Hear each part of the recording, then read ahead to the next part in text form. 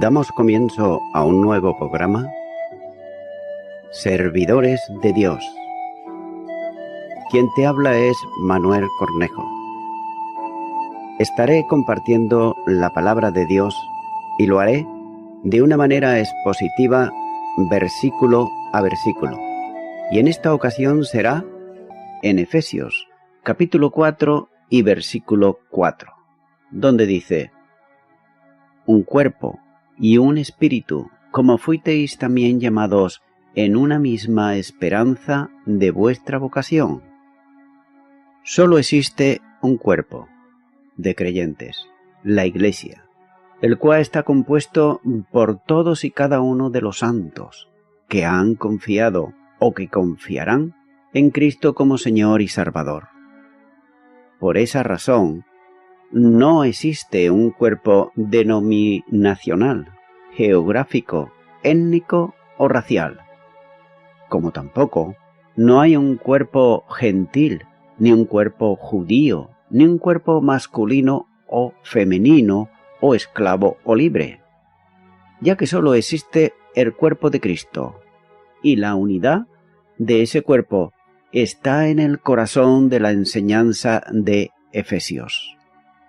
Es obvio que solo existe un espíritu, el Espíritu Santo de Dios, quien es poseído por todo creyente y quien por ende en la fuerza unificadora en el cuerpo. Los creyentes son, es decir, somos, templos individuales del Espíritu Santo, tal como nos dice en la primera carta a los Corintios capítulo 3 versículo 16, donde dice: ¿no sabéis que sois templo de Dios y que el Espíritu de Dios mora en vosotros?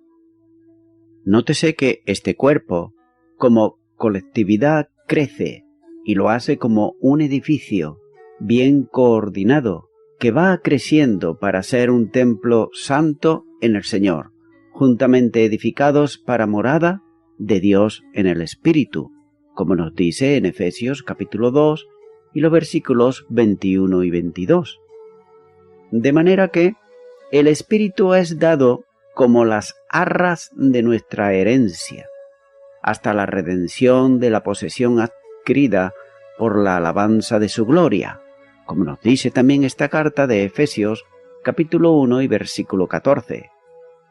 Él es como el anillo de compromiso divino, el juramento o las arras, por así decirlo, quien garantiza con todo creyente que estará en las cenas de las bodas del Cordero, como así dice en Apocalipsis, capítulo 19, versículo 9, dice: bienaventurados los que son llamados a la cena de las bodas del Cordero. Y me dijo: estas son palabras verdaderas de Dios. Si todos los cristianos y cristianas estuviesen o estuviéramos andando en obediencia al Espíritu Santo y en su poder, primero nuestra doctrina y luego nuestra relación sería purificada y también unificada. La unidad espiritual que ya existe se manifestaría en la práctica en armonía completa entre el pueblo de Dios.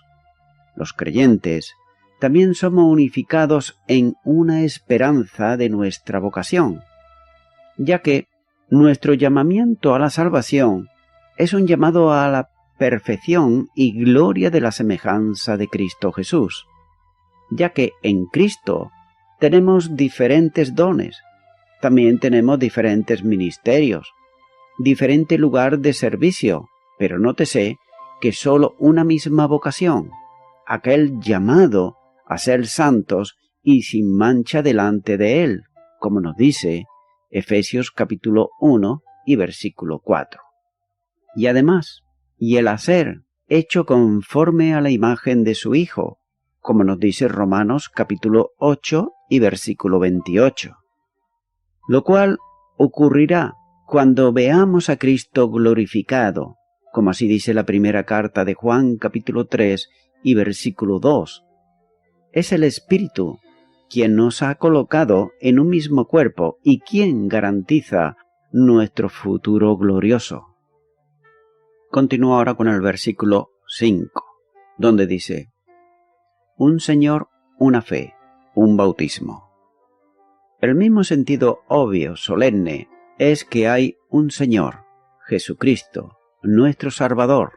Nótese lo que dice en Hechos de los Apóstoles capítulo 4 y versículo 12, donde está diciendo aquí Pedro y dice: y en ningún otro hay salvación, porque no hay otro nombre bajo el cielo dado a los hombres en que podamos ser salvos. También Pablo lo dijo a los Gálatas, en Gálatas capítulo 1 y versículo 8, donde dice: mas si aún nosotros o un ángel del cielo os anunciare otro evangelio diferente del que os hemos anunciado, sea anatema. Y también nos dice en Romanos capítulo 10 y versículo 12, pues Él mismo, que es Señor de todos, es rico para con todos los que le invocan. En consecuencia, solo puede haber una fe. Pablo no se está aquí refiriendo al lado de fe por el cual una persona se salva o a la fe continua que produce una vida cristiana producida, sino más bien al cuerpo de doctrina revelado en el Nuevo Testamento. En el cristianismo verdadero solo existe una fe, la fe que ha sido una vez dada a los santos y por la cual debemos contender ardientemente, como así dice. La carta de Judas capítulo 1 versículo 3 dice: amados, por la gran solicitud que tenía de escribiros acerca de nuestra común salvación, me ha sido necesario escribiros, exhortándoos que contendáis ardientemente por la fe que ha sido una vez dada a los santos. De manera que nuestra fe única es el contenido de la palabra de Dios revelada, pero sin embargo, la falta de estudio fiel y cuidadoso de su palabra, y por otro lado las tradiciones no examinadas, las influencias del mundo, las inclinaciones carnales y muchas otras cosas, se encargan naturalmente de fragmentar la doctrina en muchas formas diversas y aún contradictorias entre sí.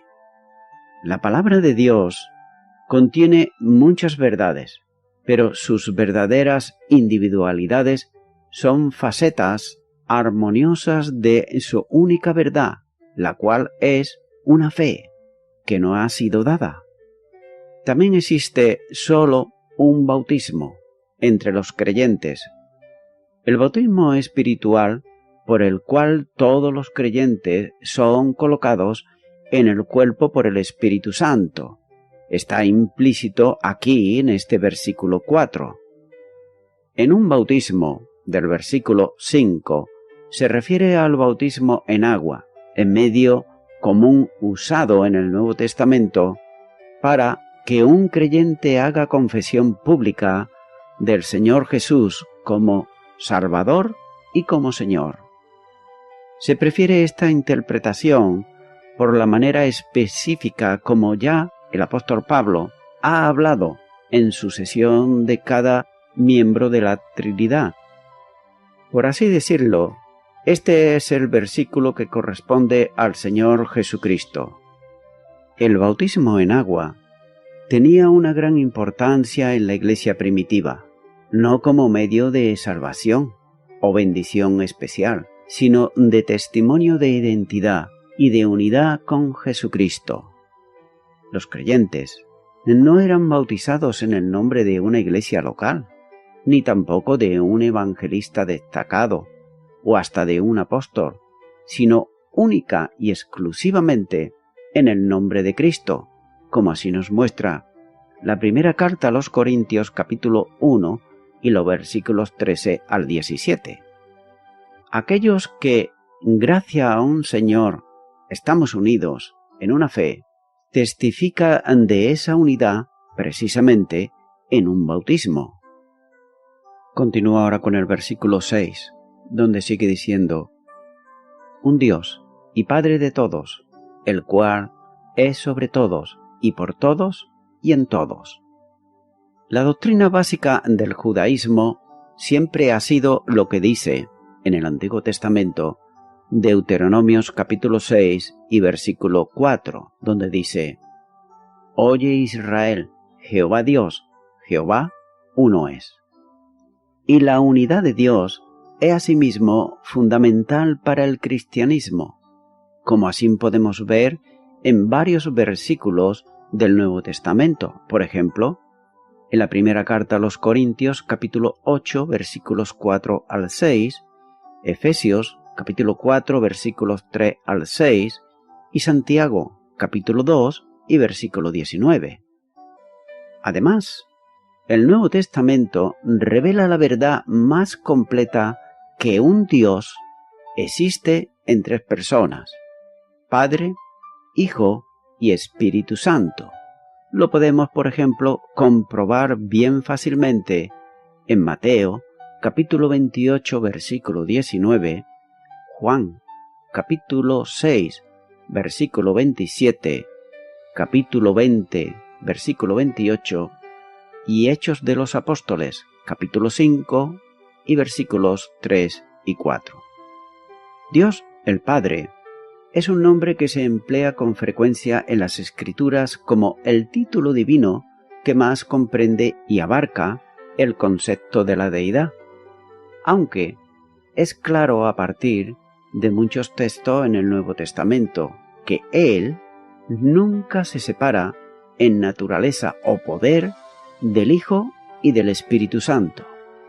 Pablo no trata de separar las personas de la deidad, sino de llamar la atención sobre sus papeles únicos al tiempo que se enfoca en su unidad, en su relación mutua y con relación a la Iglesia, unidad que se manifiesta en los diferentes aspectos mencionados en estos tres versículos. Nuestro, un Dios y Padre de todos, al lado del Hijo y del Espíritu Santo, es sobre todo y por todos y en todos. Esa declaración comprensiva apunta al hecho de la unidad divina, glorificada y eterna, que el Padre da a los creyentes y lo hace por su Espíritu y a través del Hijo. Somos creados por Dios, amados por Dios, salvos por Dios, adoptados como hijos por Dios, consolados por Dios, sustentados por Dios, llenados por Dios y bendecidos por Dios. Por tanto, somos un pueblo bajo un Dios soberano sobre todos, omnipotente por todos y omnipresente en todos. Continúo ahora con el versículo 7, donde dice: Pero a cada uno de nosotros fue dada la gracia, conforme a la medida del don de Cristo. Es importante notar aquí el término pero, que inicia este versículo, y se emplea aquí en el sentido adversativo y no de simple conjunción. Se podría traducir como a pesar de ello o por otra parte, como un contraste que se establece entre el tema anterior y lo que se dice a continuación. Esta interpretación de pero empalma el énfasis en la unidad que ha sido el tema recurrente de los versículos 3 al versículo 6, con el énfasis paralelo y la diversidad que es el tema de los versículos 7 al 11. De este modo, entrelaza al individuo cada uno y al grupo conformado por todos, como dice el versículo 6. Con relación a su unidad en el cuerpo de Cristo, la lectura del pero como aversativo se ratifica como el uso enfático de cada uno. Téngase en cuenta que unidad no es uniformidad y mantiene una coherencia perfecta con la diversidad de dones.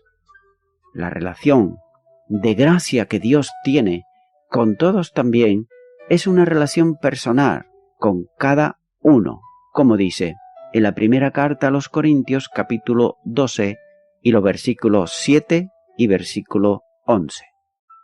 Así como un ministerio personal por medio de cada uno, desde ese modo Pablo pasa de hablar sobre la unidad de los creyentes a tratar de la unicidad de los creyentes.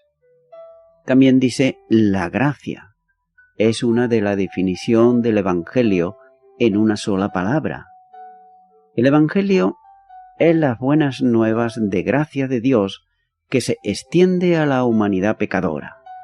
La naturaleza de la gracia es la dadivosidad, y la Biblia nos habla mucho más acerca de dar que de obtener, porque Dios es un dador por naturaleza y es un Dios de gracia, porque es un Dios que da con liberalidad y generosidad. En ese sentido, el Evangelio no tiene que ver en absoluto con cualquier cosa que hayamos hecho o dejado de hacer, sino que es algo que solo puede ser recibido. Dios tiene gracia a causa de quien Él es, y no de lo que nosotros seamos o hagamos. Por ende, su gracia es imposible de ganar, ni tampoco de merecer o adquirir por nuestros propios medios. Depende por entero de aquel quien la da, y no de quien la recibe.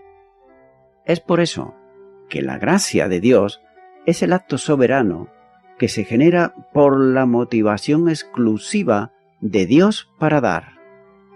También, la gracia de Dios tiene otra dimensión que la coloca aún más por encima de las demás clases de actos en la que se da alguna cosa. La dávida más grande de la gracia es la entrega del yo. Por esa razón, la gracia es la donación que Dios hace de sí mismo, es decir, su autoentrega, ya que Él no solo da las bendiciones a los hombres, sino que se da Él mismo. De una importancia infinita y más preciosa que cualquier bendición que Dios nos da, es su entrega de sí mismo a nosotros. La verdad incomprensible y estremecedora del Evangelio es que el Dios Santo, el Dios soberano del universo entero, se ha dado a sí mismo a la humanidad pecadora. Dios nos concede su salvación, su reino, su herencia, su espíritu, su trono, su sabiduría, su amor, su poder, su paz, su gloria y toda otra bendición espiritual en los lugares celestiales en Cristo Jesús, como dice Efesios capítulo 1 y versículo 3. Sin embargo, mucho más que todas esas bendiciones, Él nos bendice con su presencia personal. Dios no debe nada a los hombres pecadores, a excepción del juicio inexorable por su pecado. Él no debe a los hombres la bendición, el favor más diminuto que pueda existir. Pero no obstante, Él en su gracia nos ha dado la mayor bendición de todas las bendiciones inmensurables de hacernos partícipe de una vida íntima con Él, como por ejemplo nos dice la segunda carta de Pedro, capítulo 1 y versículos 3 y 4, donde dice: como todas las cosas que pertenecen a la vida y a la piedad, no han sido dadas por su divino poder, mediante el conocimiento de aquel que nos llamó por su gloria y excelencia, por medio de las cuales nos ha dado preciosas y grandísimas promesas, para que por ellas llegaseis a ser partícipes de la naturaleza divina, habiendo huido de la corrupción que hay en el mundo a causa de la concupiscencia. Y nótese esto que voy a comentar. Por ejemplo, al elegir la pareja con quien tenemos planeado pasar el resto de nuestras vidas en santo matrimonio, somos cuidadosos en extremo para optar por una persona que sea digna de la entrega incondicional de uno mismo que el matrimonio asimismo demanda. Se trata de una persona a quien por encima de todas las demás daremos nuestro amor, también daremos nuestro tiempo, nuestros pensamientos, nuestra devoción, nuestra lealtad y nuestros recursos, es decir, todo lo que tenemos. A diferencia de ello, cuando Dios nos escogió en Él antes de la fundación del mundo, como dice Efesios capítulo 1 y versículo 4, lo hizo por pura gracia y no a causa de algo que hubiese visto en nosotros y que nos hiciera digno de su cuidado e interés. Por ejemplo, tenemos archiconocido versículo de la Biblia de Juan 3:16, donde dice: porque de tal manera amó Dios al mundo, que ha dado a su Hijo unigénito, para que todo aquel que en Él cree no se pierda, mas tenga vida eterna. Por tanto, todo lo que Dios puede ver en el mundo es pecado, pero sin embargo, Él se entregó a ese mundo pecador por medio de su propio Hijo, a fin de que el mundo pudiera ser redimido.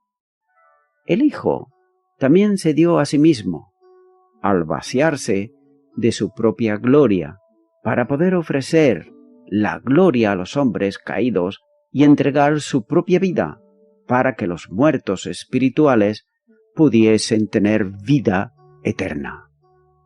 En el transcurso de su ministerio terrenal, Jesús se dio a otros y lo hizo de una manera continua. Él, por ejemplo, se entregó a sus discípulos, a todas las personas que sanó y también a quienes las levantó de los muertos, liberó de los demonios y perdonó sus pecados. A la mujer, en el pozo de Sicar, le ofreció a beber de agua de vida eterna, como dice en Juan capítulo 4 y versículo 14. Y esa agua es precisamente Él mismo, como así dice Juan capítulo 7 y versículo 38, donde dice: el que cree en mí, como dice la Escritura, de su interior correrán ríos de agua viva. También dice la palabra de Dios en 2 de Corintios, capítulo 8 y versículo 9. Porque ya conocéis la gracia de nuestro Señor Jesucristo, que por amor a vosotros se hizo pobre, siendo rico, para que vosotros, con su pobreza, fueseis enriquecidos. A aquellos que reciben su gracia, Dios no se encarga continuamente de mostrar la abundante riqueza de su gracia en su bondad para con nosotros en Cristo Jesús, como se dice Efesios capítulo 2 y versículo 7. La gracia en la que estamos firmes, como dice también Romanos capítulo 5 y versículo 2. Y esa gracia no solo salva, sino que además también capacita.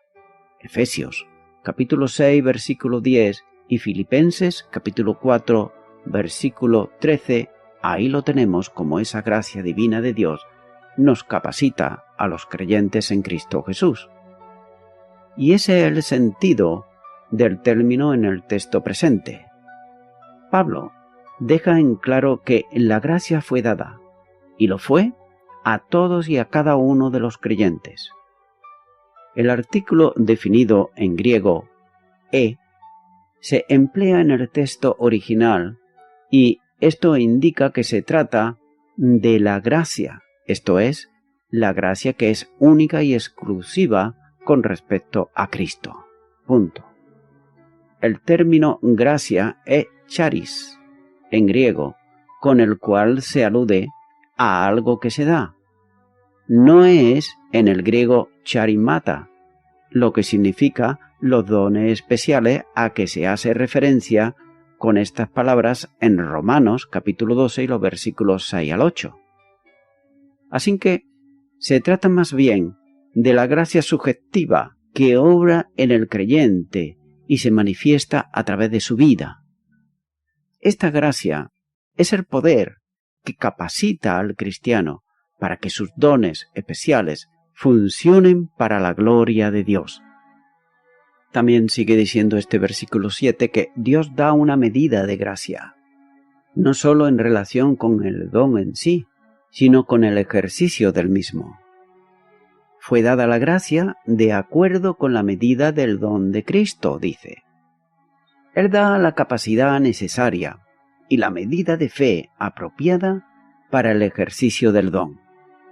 Nótese que cuando el creyente ejerce fielmente un ministerio en la Iglesia, sepa que ese buen hacer no depende de sí mismo, sino de la gracia divina. Por tanto, no cabe en ninguna manera el orgullo personal, porque no es de él, en su poder personal, quien obra, sino de la gracia de Dios en él.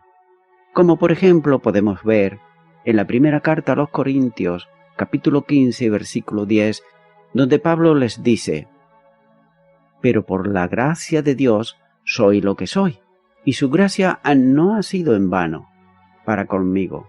Antes he trabajado más que todos ellos, pero no yo, sino la gracia de Dios conmigo». Si Pablo habla aquí de la medida del don, se trata por tanto de un regalo de Cristo. El Espíritu da los dones a los creyentes que Cristo da para el ministerio en la Iglesia, cuyos dones son los elementos capacitantes para llevar a cabo el ministerio del don en manos del Espíritu, para la edificación del cuerpo. El creyente espiritual entiende, por tanto, y lo entiende muy claramente, que es un beneficiario de la gracia en la concesión de un don. Por tanto, lo reconocerá como algo recibido y no como algo alcanzado, usando el don en la medida para que fuera otorgado, siendo diligente en usarlo para beneficio del cuerpo y nunca, nótese esto, nunca para su gloria personal, ya que a cada uno le es dada la manifestación del Espíritu para provecho de todos. De ese modo, todo ministerio en la Iglesia redundará en alabanza y gloria de Dios. El gran milagro de la gracia se aprecia en el hecho de que la diversidad de dones no afecta en nada a la unidad de la Iglesia, sino todo lo contrario, ya que en lugar de producir las diferencias que pudieran fragmentar la unidad, contribuye a la diversidad de creyentes dotados de dones a promoverla y consolidarla. Por tanto, no cabe en la Iglesia el orgullo personal manifestado en el lucimiento exhibicionista de los dones recibidos, porque no son del creyente, sino del Espíritu. Y voy concluyendo ya con esto. Todos hemos recibido gracia para el ministerio y hemos de vivir de un modo digno a nuestro llamamiento. Se espera que todos trabajemos para fortalecer la Iglesia y sólo en la medida en que cada miembro desarrolle su llamamiento, la Iglesia será verdaderamente fuerte. Quienes tienen especiales responsabilidades en las áreas, por ejemplo, de la docencia, la predicación o la enseñanza, han de equipar a otros para el servicio, no hacer la obra del servicio en lugar de ellos.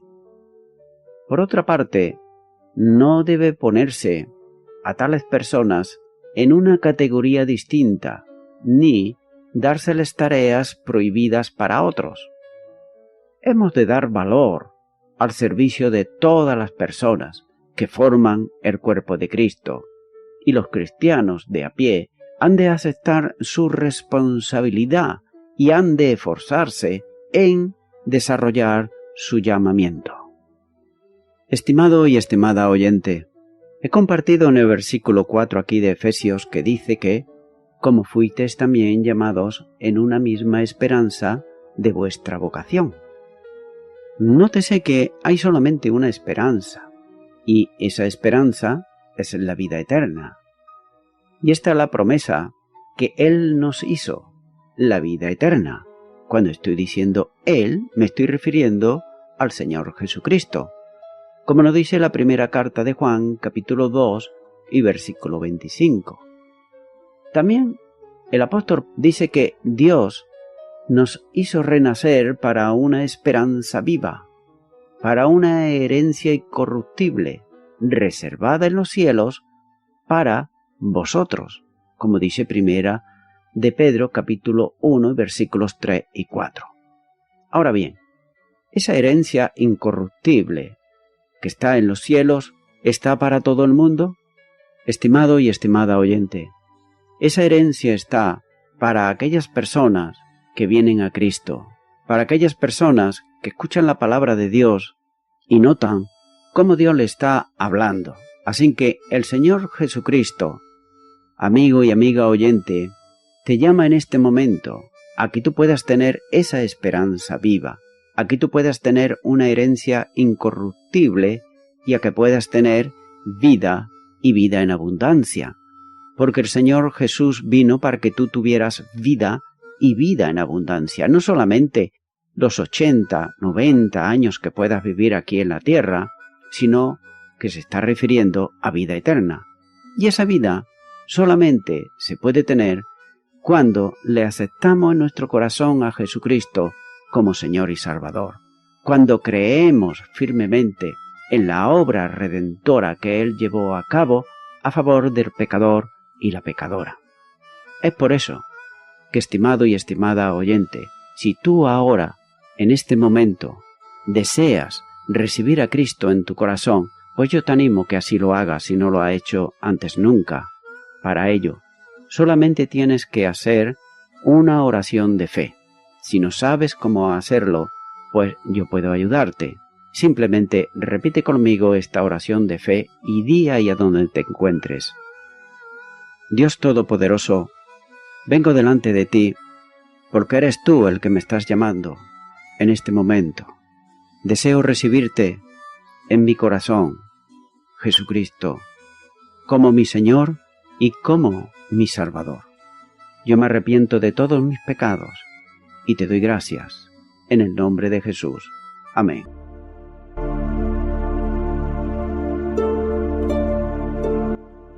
Amigo y amiga oyente, si tú has hecho esta oración de corazón, te recomiendo que comiences a orar a Dios, en primer lugar, en el nombre del Señor Jesucristo. Orar a Dios no es rezar, sino que es hablar con una persona. También te recomiendo que leas la palabra de Dios y lo hagas a diario. Comienza, por ejemplo, con el Nuevo Testamento. Y también, por último, te recomiendo que para que puedas crecer espiritualmente, te congregues en una iglesia cristiano-evangélica, donde se predique, se enseñe y se practique la sana doctrina y la palabra de Dios. Congrégate ahí y con el tiempo podrás crecer espiritualmente y también servir al Señor Jesucristo. Que Dios te bendiga.